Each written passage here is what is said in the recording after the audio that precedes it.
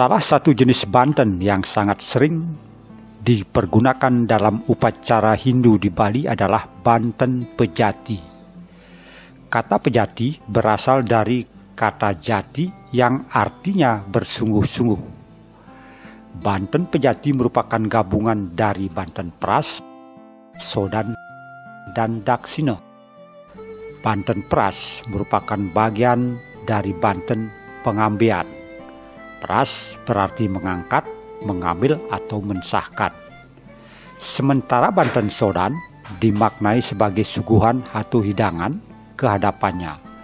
Sedangkan daksina, seperti dijelaskan dalam Lontar Yadnya Prakerti, merupakan lambang dari Yang Guru, Yang Tunggal, dan Yang Wisnu. Selain itu, daksina juga dimaknai sebagai tapakan, palinggih atau stana ide Sang Yang Widiwasa, serta merupakan yadnya patni yang berarti istri atau sakti dari yadnya. Banten pejati juga memakai tipat kelanan beralaskan ceper atau tamas, disertai telur berisi garam di atas takir. Ketipat kelanan ini memiliki makna agar apa yang dimohon tercapai dengan mudah dan lancar. Banten pejati juga dilengkapi dengan segahan sebagai lambang harmonisasi hubungan manusia dengan semua ciptaan Tuhan.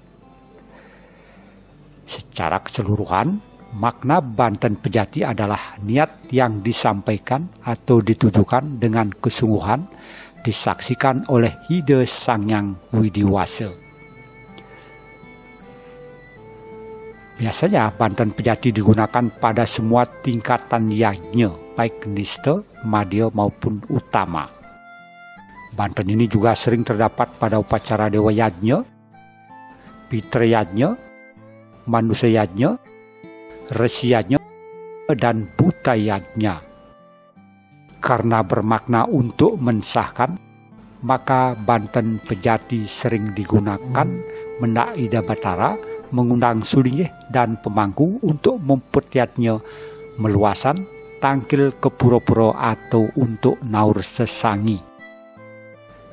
Banten pejati juga digunakan sebagai permakluman apabila upacara di Merajan tidak bisa diselenggarakan sebagaimana mestinya. Cara menata banten pejati dimulai dengan nari, dulang atau besek yang diisi dengan alen. Kemudian diisi tebu dan tape. Berikutnya juga diisi dengan jaja uli, jaja begina, pisang, buah-buahan, dan beraneka jajan.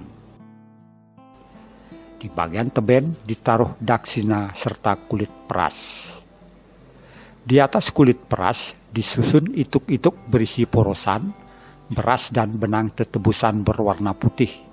Kemudian di atasnya diisi tipat kelanan berisi telur rebus mewadahi takir serta garam. Bagian terakhir diisi sampian peras, sampian sodan, canang sari, dan canang genten. Berikut juga dilengkapi dengan segahan manca warna yang diletakkan secara terpisah.